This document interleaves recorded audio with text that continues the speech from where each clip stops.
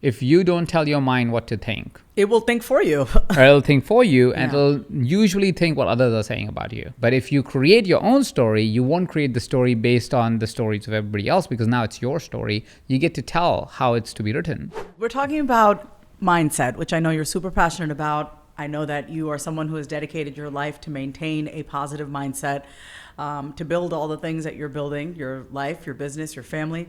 How crucial is it for individuals to maintain a positive mindset in navigating the challenges and uncertainties of life? And I would really love to hear from you some practical strategies that you recommend for staying positive. Every single day, we have different events that happen in the day, right? And as these events happen, and things happen around us, it could be in society at large, it could be directly with us, it could be with situations with our partner, whatever that might be. It creates a thought as a consequence of the event. Now, the thought in itself does not have any emotion to it. The thought itself is just a matter of fact. If I hit the mic, the fact is I hit the mic, and that's all it is. Like, it doesn't have an emotion associated to it.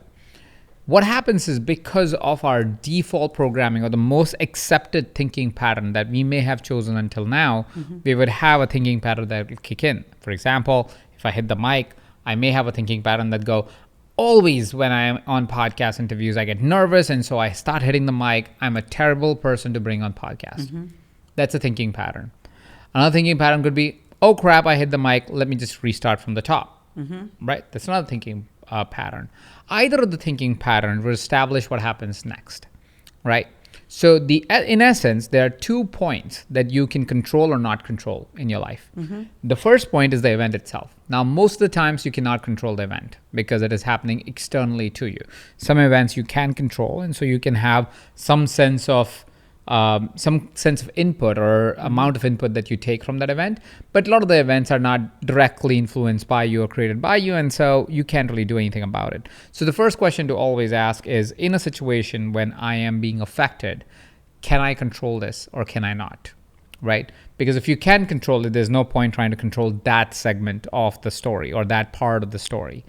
If you can control, it's better to just change the circumstance itself.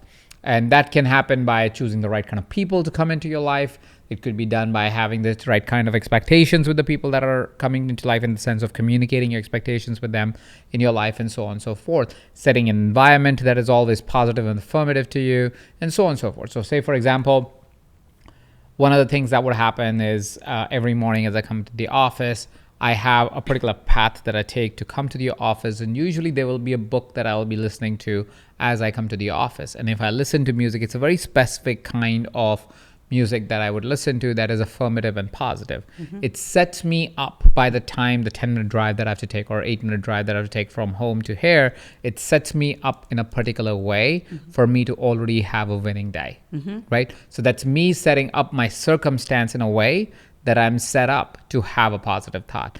It gets compounded because the moment I come in, there's a particular way I make my coffee, there's a particular incense or room smell, you can say, in a way, or incense or candles that are around me that are lit in the morning that will create a positive and affirmative state of mind that I would have. So I'm already setting myself up to have a mostly positive experience, right? So that's the first thing that you can do. You can make your surroundings in a way that they create a positive state for you. And again, you can do that with friends, or choosing the right friends. You can do it by choosing the right business partners, the right life partner, so forth. Even the right music. Right music, right books, right incense, right, characteristic, right statements that you see, how you see a vision board, all of that fun stuff, right? So there's a lot of ways that you can set up the circumstances that most of your experiences of the world are by default. Thoughts that are coming in are already positive. A lot of times you can't control it because there are external influences also involved. But once the event has occurred, right? Say it's an event that is not positive, or it's a negative event that has happened.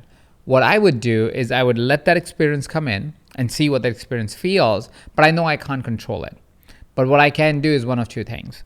One is, if this is an event that I must tackle and deal with, then I'm not trying to necessarily switch myself to a positive state, but I'm trying mostly to get into a state of actually taking action, right? So that's one. Another thing is sometimes that it could be a negative experience or a negative thought, but it doesn't have anything. It's not mine. It's somebody else's. It's like, to give a really simple example, somebody cuts you off in traffic, right? It's a simple example. It's not yours, it's theirs. They cut you off in traffic because they were probably having a difficult day. So when it's somebody else's, you can simply go, this is not mine.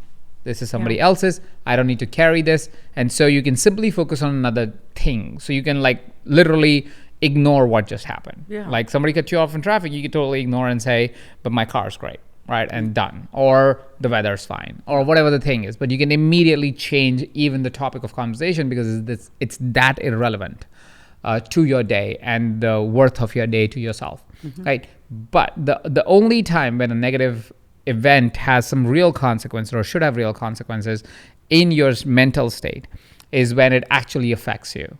Like it is, say, something bad happened in business. A client didn't sign for the deal or signed for the deal and didn't make the payment or something like that.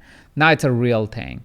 And the only path forward from there is not to ruminate and brood over what just happened, but actually to be able to take action towards it, right? So the journey, or the only journey that I'm really taking from negative to positive, is in that times, is when I'm actually in a negative state or negative thought pattern for probably a brief moment of time because it actually impacts me. And when I am in that state, then the question is, can I do something about it? No. But let's say if I can't do anything about it, you can't do anything about it. Is it yours? Yes, because it is affecting me and it is, yes, mine, my shit, my story. What can I do about it? What can I take action-wise that would help me move towards an outcome that I would desire more?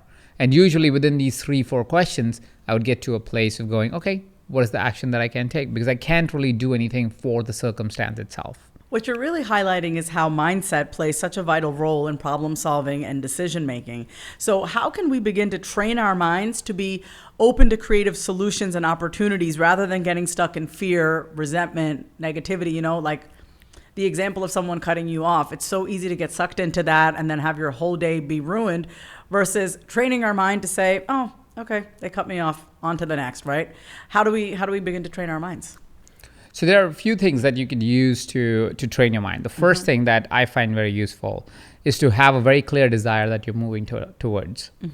What happens most of us is we don't have very clear desires. We think, oh, let's make a little bit more money, or let's get a little bit of raise, or let's have a partner that is a little bit better, or things that are a little bit better, marginal gains, which are great ways to build habits, but not desires that will move you to move mountains or change your reality, right? So first thing that I invite everybody to do is to find a desire, and if there's not something that is present to do, then manufacture a desire that drives you.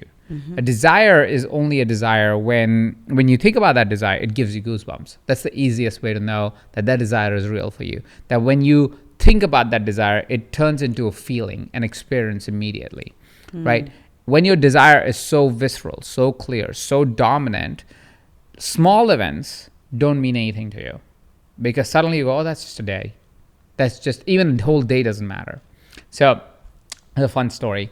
So, there was a point in my life about 2 years ago that I had a strong desire come through me because of different events that were happening in my life at the time.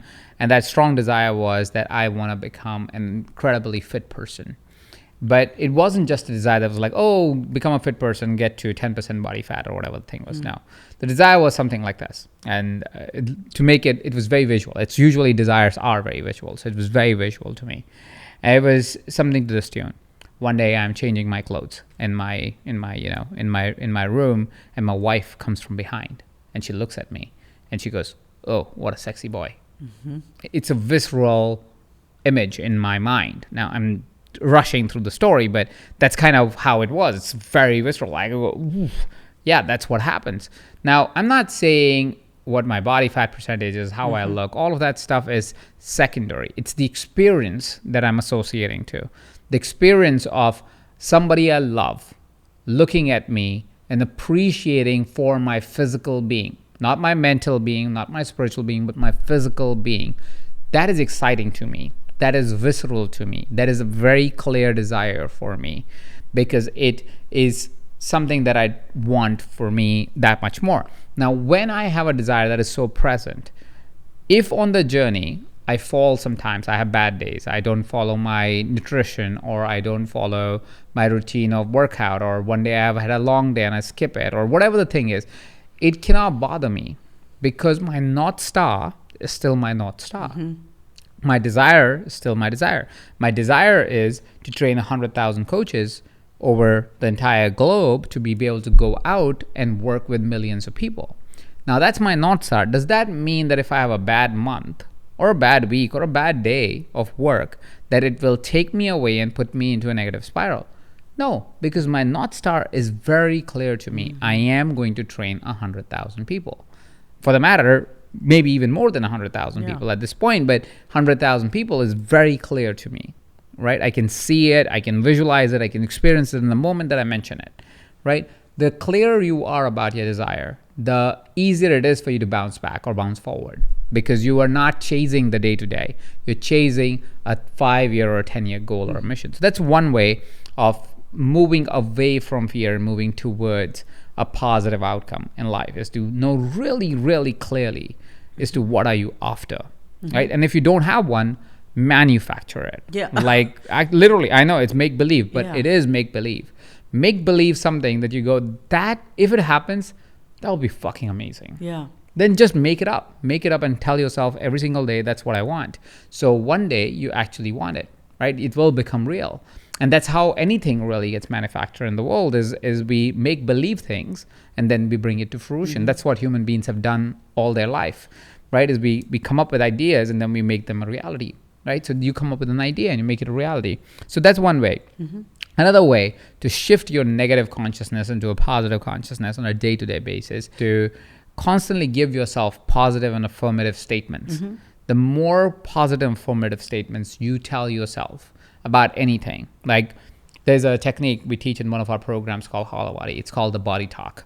Body talk is a technique where you look at your body and appreciate your entire being. Appreciate your entire body. You appreciate your hands, you appreciate your fingers, you appreciate the back of your hand, you appreciate your arms. You go, because they're doing work for you. Like you exist because of this physical being. You appreciate your shoulders because they've been carrying your bag. You appreciate your legs, you appreciate your face, you appreciate your eyes because it gets you to see the world. You basically are appreciating your entire body. When you appreciate all of your body and you appreciate all of your life, what tends to happen is very hard for you to then think about a negative thought, because you've just told your body how amazing you are. So even if you don't love your body, if you practice this for like 10 days, and this is a practice for anybody that is listening or watching this, 10 days, tell yourself every single day how much you love your body. 10 days. 11th day, you will not hate your body. 11th day, you will actually love your body. It feels like, yes, first 10 days might be hard, where you might be like, oh crap, I'm saying something that I don't fully believe. But 11th day, you will believe it, because you will finally see the beauty in you and beauty in the body that the world, that universe has given you and that you get to work through. It's the same for your life. If you don't love your life right now, start telling how you love your life. Start saying it. I know it sounds really woo-woo and out there, but that's how your mind actually works. Once you start telling it how amazing you are, how confident you are, how much you are always receiving love, how much you are always receiving money, how much you're always being healthy and making healthier choices, soon enough you find yourself actually making healthier choices, actually receiving more love, actually receiving more money.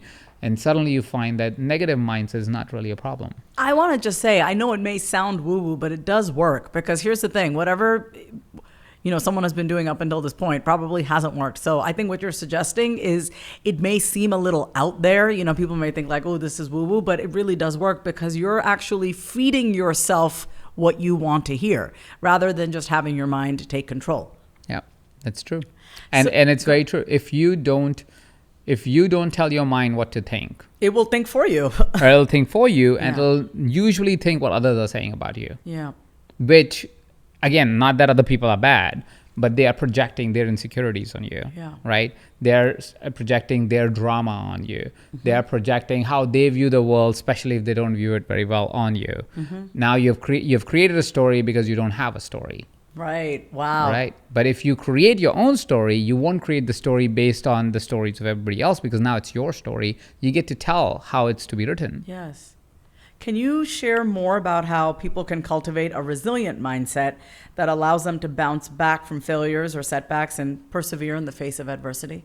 To build a resilient mindset, it's so your mindset, your mind is generally resilient. It's not actually needing anything extra except for something to move towards, to be resilient and be progressive. Usually what happens is when we do have, say, a catastrophe happen in our life or something negative that happens in our life, is we give our mind the opportunity to then succumb to that negative experience and make that negative experience the reality of our life. Right? Or make it as a tool to get acceptance of people around us, make it as a tool to get recognition for people around us, which is why you will find that there's certain people who are always negative, who are always telling how they don't have it all and how they're miserable and life's not fair to them. And that's because that's how they've gotten acceptance. So they've become defaulted to always wanting acceptance that way, by telling themselves or telling the world how the world's done them wrong. It's also the classic, somebody broke up 7 years ago from their partner and they're still talking about how their partner was terrible, right? It's somebody who, it's not that they don't have a resilient mindset. They simply chose a different experience for themselves. They chose to say, hey, I choose to get attention for my misery, not for my joys.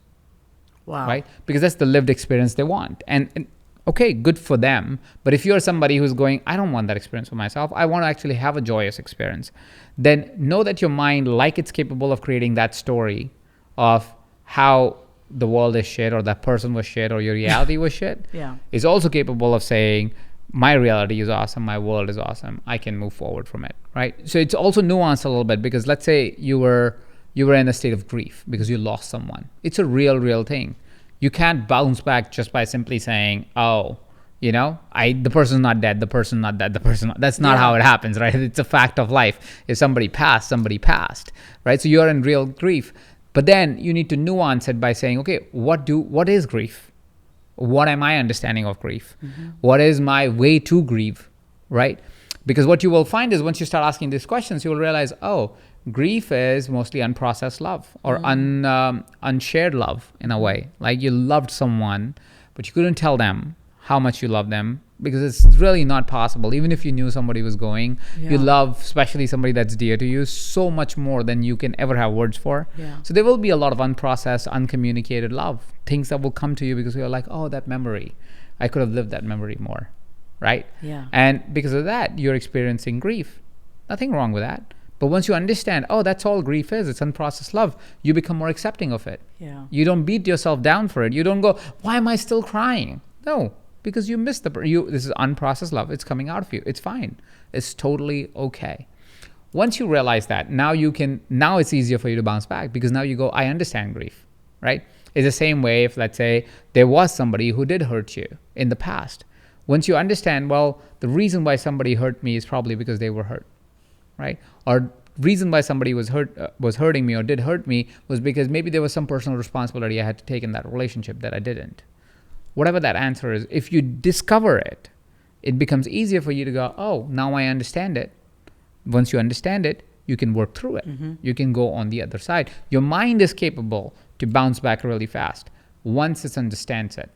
And if you don't give it an opportunity to understand it, it will keep ruminating on it. It will keep telling itself that negative story. It'll keep doing that negative spiral, as we call it very often. It's like, you're just in a spiral. You're like, I'm going down this hill. I know I'm going down this hill, but I don't know why I'm going down this hill, but I'm down this hill. And I'm at the bottom, and I'm still going down, right? And that is happening because you have not given yourself the opportunity to say, why am I going down this hill? What is it that caused this to happen in the first place? Once we ask that questions, when we actually diagnose, our mind is so beautiful. And think about it like this. We're so curious as people. If you watch a movie, if you were interested in movies that were one of those crime drama movies, right? Like one of those movies where you have to find who's the killer, right? Criminal Minds. The Criminal Minds, is that? Oh, that's the name of the series? Yeah. Criminal Minds. If you're interested in that, you would suddenly go, well, I'm hooked to it because I want to solve this problem. Yeah. Right? You want to that's how our mind is. Once it knows what's happening, it will immediately jump to a way to solve it. Wow. It's just designed that way, which is why these curious things always keep us hooked, lot more than anything else, is because we want to know the end. That's why movies and novels are so interesting to us. They make so much money if it's a good story to be told, not because of just the stories, because we all want to know the end. Right? We want to know how this ends. How does this complete? Right? When will it be complete? Or you make our projection into it. We try to complete it ourselves. We get pissed if the ending is not congruent to what we wanted it to be congruent to, right? The classic Game of Thrones, right? Yeah. And people like mad at a series ending not in the way they wanted it to end, right? So that's kind of what we are really doing with our minds all the time. So give your mind the space to solve that problem, and you will find that it wants to. So it is naturally designed to be resilient. When we sit in rumination, that can cause self-doubt, and that really breaks away at our confidence, because our mind has a way of really playing tricks on us and can make us feel even worse than when we first started ruminating in the first place. So what are some effective techniques or practices that people can employ to overcome self-doubt and develop a mindset of self-belief and confidence? So self-doubt is an interesting topic. Self-doubt is, if you have decided to tackle self-doubt, it's an act of courage. It's something that is really brave to do, because when you are in the state of self-doubt, you actually feel really weak. You feel Powerless. like it's not meant for you. You're powerless. It's kind of the worst state in a way mentally that you can get into. Is one of the worst conditions, is to feel like I can't do what I really want to do. And that's self-doubt, right?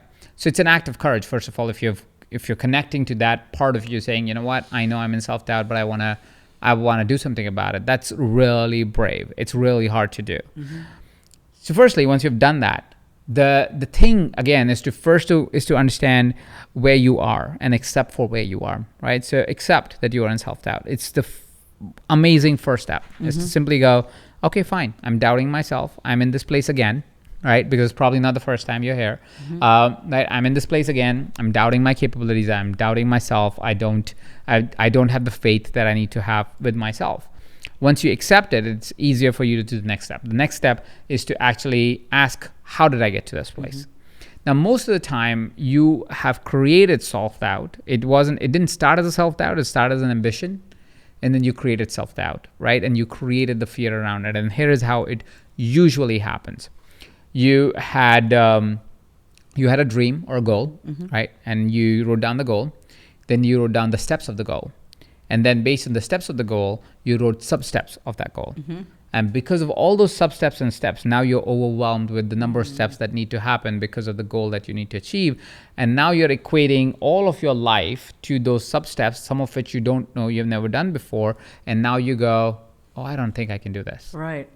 So self-doubt is a mental model, or self-doubt is a physical reality or a mental reality that comes true because of overanalyzing a particular situation or a particular goal or path to a particular goal.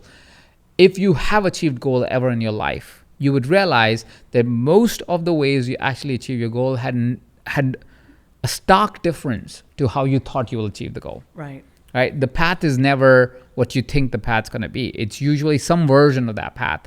And a lot of times it's much shorter path that you initially imagined it'll take. So what's happening here is that you're creating self-doubt by overanalyzing the situation, over-planning the situation, by creating so many sub-steps that it overwhelms you and creates self-doubt, because now you're not seeing yourself actually being able to execute based on all these different steps. Another reason self-doubt occurs is if you haven't overanalyzed, is you have over-projected.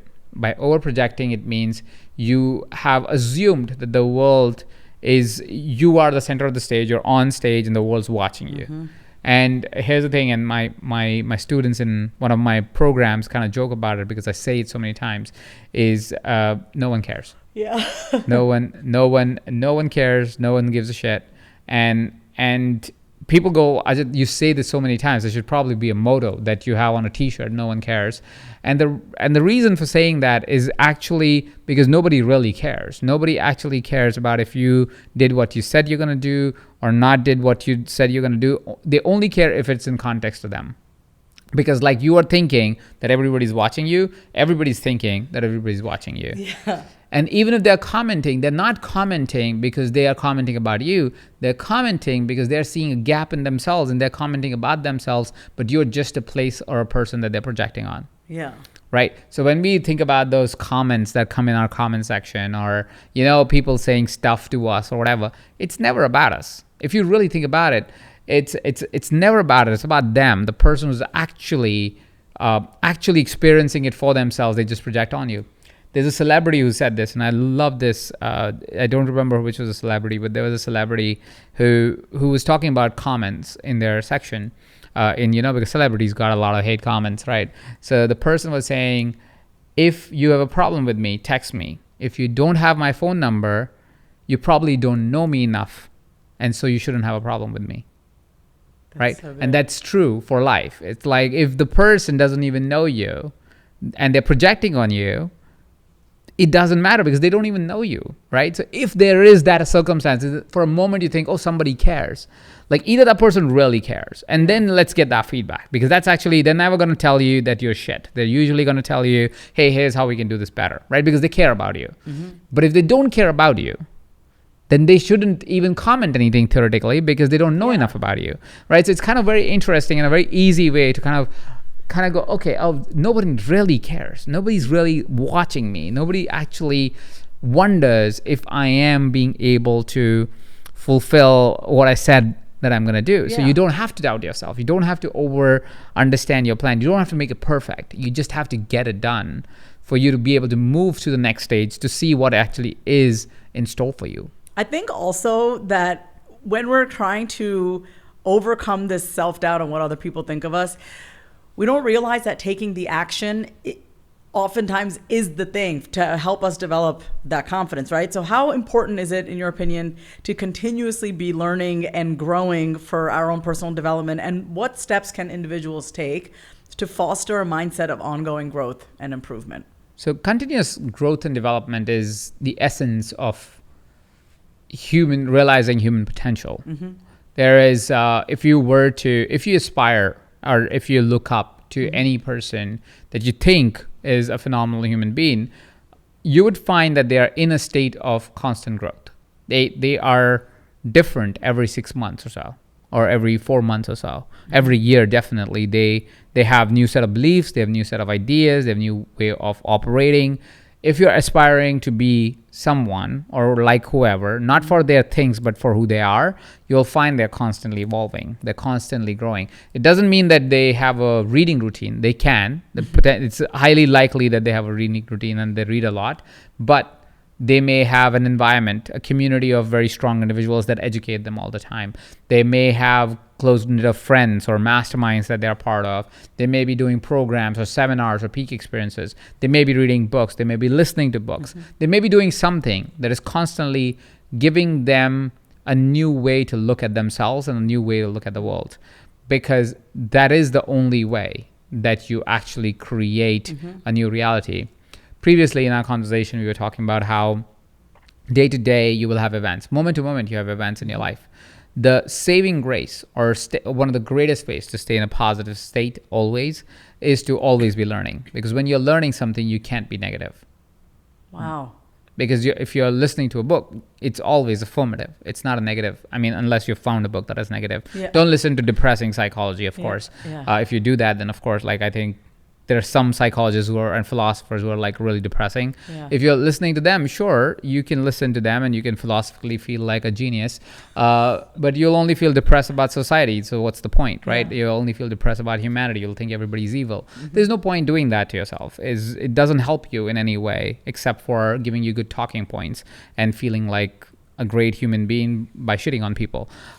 Instead, just be a nice human being and listen to only affirmative, positive, progressive stuff, and you will always be in a positive state. So learning is there not only so you grow, but also to manage your state. Mm-hmm. Because if your state is good, you will also grow because of that. Great ways to do that is like, for example, this year, and we're recording this in July, almost towards the end of July, I've read 31 books. Wow. And not read, listen to 31 books. But still. Yeah, listen to 31 books in 6 months, 7 months, right? So that puts me a really good average, about a book a week, approximately, right? And that's phenomenal, right? But that's because every single day There's a book that's going on the back of my mind or front, or while I'm driving or while I'm walking, while I'm working out, something like that, right? And that's just the books. Apart from that, I've done maybe 10 programs, right? And it depends on what I'm focused on as to what program I'm doing. I've done at least 3 peak experiences, which is events. Events are peak experiences because you go in there and there's a peak experience you get to have, and then you step out of it.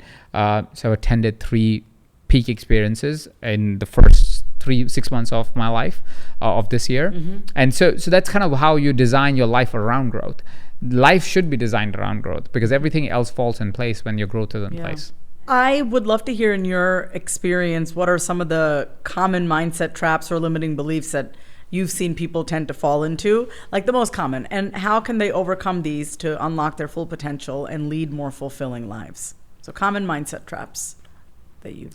I think the most common mindset trap in my world, and my world is very much right now in the coach training environment. And it used to be with businesses a lot more, but even in businesses and now in coach training environment as well, the most common mindset that seems to be the most dominant in the pathway or somebody living their fulfilled and passionate lives is where people think they're not good enough. They're not good enough for their dreams. They're not good enough for their money. They're not good enough to coach. They're not good enough for whatever, fill in the blank. And they keep telling themselves that story. They keep telling themselves that story of how they're not good enough and why they're not good enough. And that is one of the biggest kind of challenges that we have to overcome, is people to develop faith back with themselves. Because we also tend to work with individuals who are 35 and over. So they have seen a little bit of life, right? Not a lot, but a little bit of life, right? They tend to be anywhere between 35 to 55 years old, 65 years old for that matter. And in that range, people have either seen a little bit or a lot of life. And for whatever reason, the version of life that they had to experience kind of beat down on them. And they feel like, I'm not good enough, or I'm not good enough for this. Who am I to do X? Who am I to do this? So there's a lot of self-doubt, a lot of self-loathing. There's a lot of concern based on their past, on how their future should look like. And what I tell them, and what I would suggest anyone that's listening to this as well, is there is find all the resources that you can to change that mindset. One of the resources that you can use to change that mindset is start looking for evidence on why you are awesome and why you're more than enough. Because what our mind does is it plays a beautiful trick. It goes, let me look at all the negatives and double down on them, because that way I protect myself, right? I defend myself. And so it forgets all the amazing times that you have actually done amazing stuff. I was doing this exercise recently at one of our events, and I asked people to close their eyes and said, think about the last 5 or 10 years, maybe even 20 years of your life. And think about, when did you 20x yourself over a period of 3 to 5 years, right? And usually you will find that if you start a new career, you start a new relationship, you started something after something really difficult, or did something after something really difficult, in 3 or 5 years time, you were 20x better than when you started in that thing, right? It could be anything. You did a degree, you did a job, you were 20x better 3 years later or 5 years later, right? You started a business, you made it a little bit successful, 20x better than $0, right? So you are capable of doing amazing things if you remove the filter of moment-to-moment failures and the memory of moment-to-moment failures and the weird cycle of 1 year cycle, which we all learned from our school and college days, and we think life is lived in a year cycle. And so we go, I was not able to make my business successful last year. Yeah, but if you look at 3 years, I've grown 20x in the last 3 years. Well, then you've grown 20x, right? Which means you've actually had phenomenal success if you just changed the lens that you were looking at your own business, all your reality as, right? Are you 20x more confident? Yes. Oh, then you can 20x yourself, right? But people don't look at we don't look at our lives like that. We look at our lives with this very closed filter of last 6 months, last year, last month. And so it's very little growth or no growth at all, because the time frame is too short. So that's the first thing that you can do if you're feeling limited to or doubting yourself, finding yourself incapable, is to change the lens that you're looking yourself at. I really love that because it's so easy for us to look at obviously everything that's wrong, all the gaps, and just keep focusing on trying to close the gaps, close the gaps. It's the same thing, when we just look at the differences in other people, right? If you're only just looking at differences, you're rarely going to find something to connect on. But if you look for similarities, you're more likely going to find something to connect. So I love that because I think when it comes to personal growth, people really just laser in on like everything that they think is wrong, and then it just amplifies. So I love that your strategy is like telling yourself that you're awesome, finding the things about yourself that are awesome, and make yourself more awesome, right? Like take those things that you're awesome at and amplify that. Yeah, absolutely. Yeah. So that's the first thing. So you will find that there are actually repeating patterns of you being awesome. Yeah. So you don't have to like think that you're not good enough for anything. If you give yourself enough time, you're actually good enough for anything, like more than good enough for anything, right? The challenge is you don't give yourself time, right? A new coach starts and thinks immediately they're not good enough because it's the first time they're coaching anyone, or they haven't even coached anyone, and they go, who am I to coach? I'm like, girl, you just started. Yeah. You haven't even tried, right? It's like saying, oh, I'm not good enough to ride a bicycle, but you've never sat on one. It's like, sit on one, pedal, use the training wheels, then take off the training wheel. There's steps to this, but you gotta get on the bike to learn how to bike, right? So that's the constant challenge that one has, where they create a story and narrative and beat themselves before even they get started. Secondly is not only to look at their past, but also to understand the past only has one job, which is to tell you how you got to the present. But it doesn't tell you how to go into the future. It doesn't even tell you how to live the present. It just tells you how you got to the present. Like, this was your story. That's it. That's the only job of the past. There's absolutely nothing that proves that if your past was bad, your present's going to be shit and your future's going to be shit. There is no correlation whatsoever. There's tons of people who had shitty past, decent present, and outstanding future, and people who have had amazing past and shitty future. Like, there is no correlation between past and future. There is only a story that you tell yourself, which also means that you can change the story. Yeah. Right? You can tell yourself a different thing right now. You can tell yourself a different story, or the different perception of the story. You can tell yourself a different statement. You can repeat a different statement. You can remind yourself a different reality that you want to live in. And soon enough, you'll find that you are different. And you will live a very different life than how you lived. So there's no reason to really feel you're not good enough. When you're talking about telling yourself that you are good enough, telling yourself that you are awesome, it sounds like you really want our listeners to leverage the power of positive affirmations and visualization to align their mindset with their goals and aspirations. Do you have any practical tips? Because I know visualization is one of those things, and affirmations feel very woo-woo for people. I'm a huge fan of visualization and affirmation practices, but do you have any practical tips for people who may want to venture into visualization and affirmation and bring that into their daily habits and their practices? Yeah, I mean, psychologically, they're all proven psychologically. So it's not something that is actually woo-woo at all. Yeah. It's basically cognitive biases that get created the moment you have affirmations or you have visualization of the future. It creates filters for you to be able to see exactly what the future you want, and it makes it easier for you to actually realize the future. But here is how and what you can do, or one can do, when they are just getting started on this. Is first thing is to understand that meditation is the art of focusing. It's not the art of quietening your mind. It's the art of focusing. At least the modern meditation is, right? There was monks, and there are monks who live on high mountains and they just quieten their mind, but you don't have to do that. You can use meditation to your power and use it as a tool to focus your mind. In today's world, and also in the past world, we've always been very excited about distractions and attractions that are always around us. And because of that, it is harder for us to achieve our goals because we never focus our effort towards it. Visualization is the act of you focusing on your desire and focusing you on your goals or ambitions or how you want to live your life or experience of your life. So a simple way to start visualizing and a simple way to start affirmations is to simply decide what's the future that you want and see it like a movie. See it like a movie in front of you as you close your eyes, listen to some soothing, beautiful music. Don't have to get overly complex about it. Take 2-3 deep breaths. Let your body relax. And as your body relaxes, just project as if you're projecting a movie onto a screen and see yourself living that life. Feel it, experience it, smell it. The more you do, more often, more frequently you do this, you will find that it's easier and easier for you to actually experience it without even trying so hard, right? and you will start to find evidence of it coming true faster, and you'll start taking action towards it faster. One of the weird things that I do is I do this right before going to bed.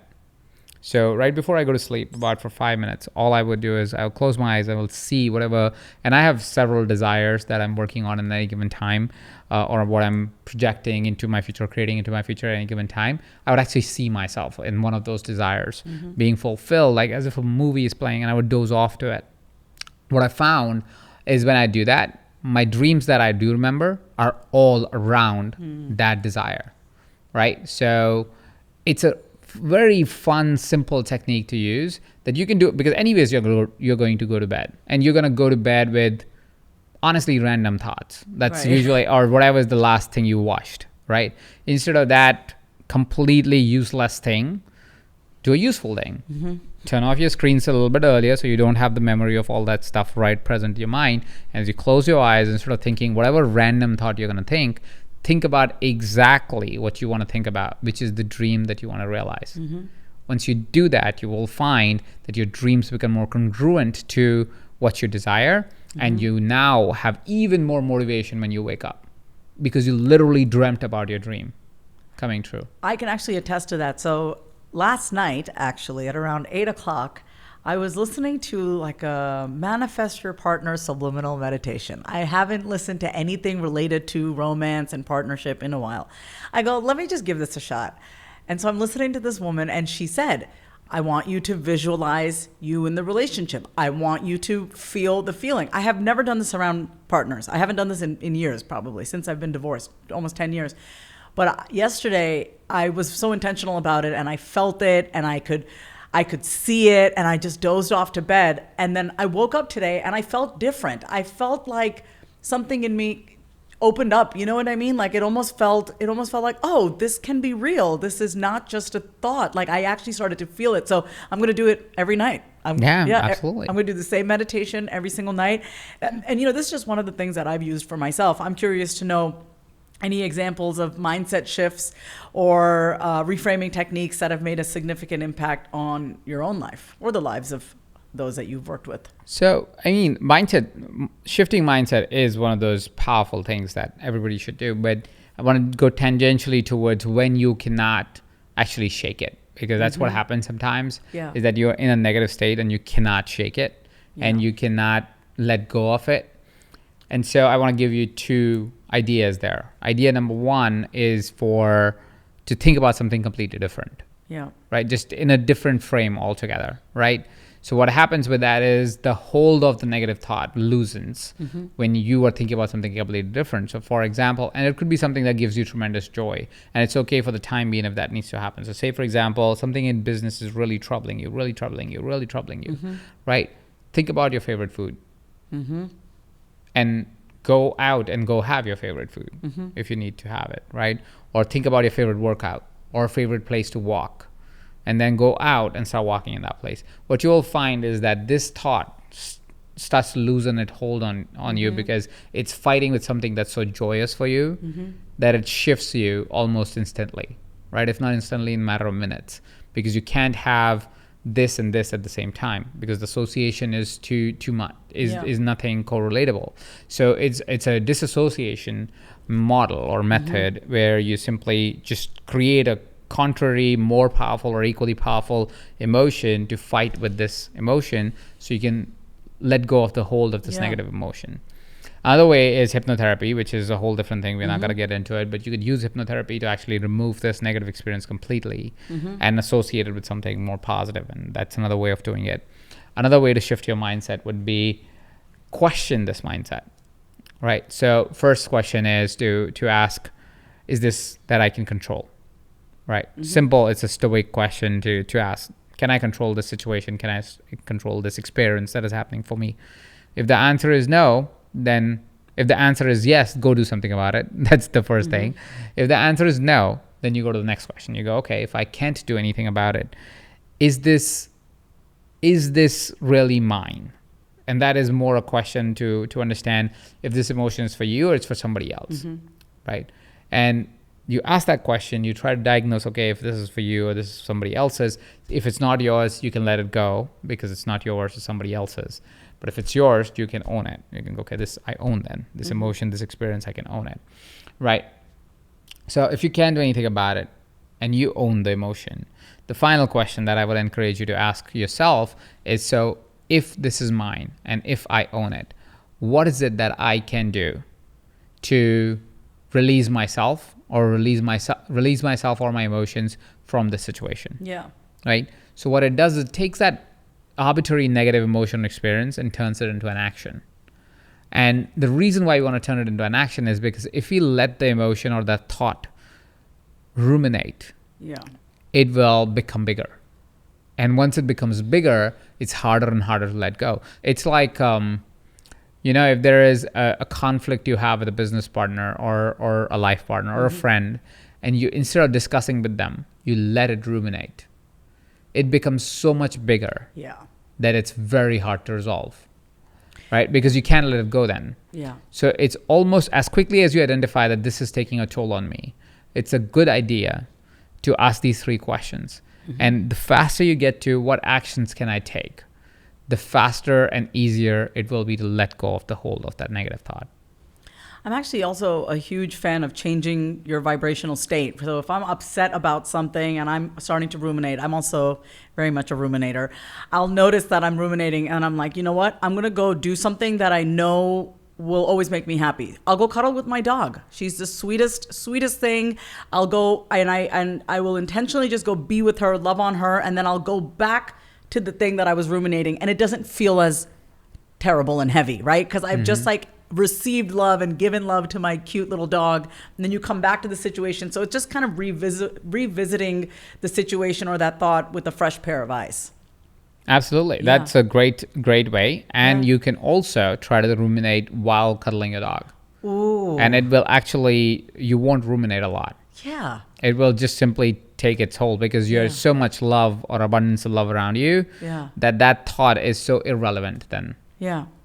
What role do you think mindset plays? I mean, obviously we know it plays a huge role, but what role does mindset play in terms of embracing and capitalizing on opportunities in life? Are there any specific mindset shifts or approaches that can help people recognize and seize opportunities? Mindset is critical for seizing opportunities because if we are in an opportunity state, or if there's an opportunity that has been presented to us, and say we have been until that point thinking about how the world's not being fair to us, or the things have not worked out the way we wanted it to work out, or whatever that is the story that you've been telling yourself. Say there's a client that is saying, yep, let's have a conversation, drop me an email and we'll talk. We'll set up a time and we'll talk.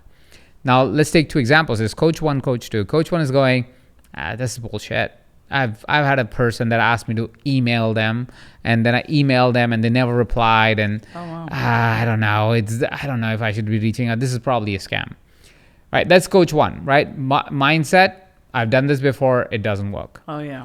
Mindset number 2, it says, oh, that's great. Let me send you an email right now. So it gets into your inbox, and maybe I'll take your phone number too just to follow up. Mindset 2, where this is working for me, and I'm going to do everything I can to make it happen for me, right? Both of the mindsets are a mindset of a coach, and we have seen both being very active in a coach's reality. There's people like this and there's people like this. Who do you think gets more deals? Coach 2, the one who is saying, I'm going to follow up and I'm going to figure it out, and I'm going to take the phone number too, or I'll take the assistant's phone number, or I'll take the office phone number, and I will follow up and I'll send the second email and third email until the person replies. That's the person that's getting the contract. Right. The one who's doubting themselves and thinking nobody's going to get back to them does not have anybody getting back to them.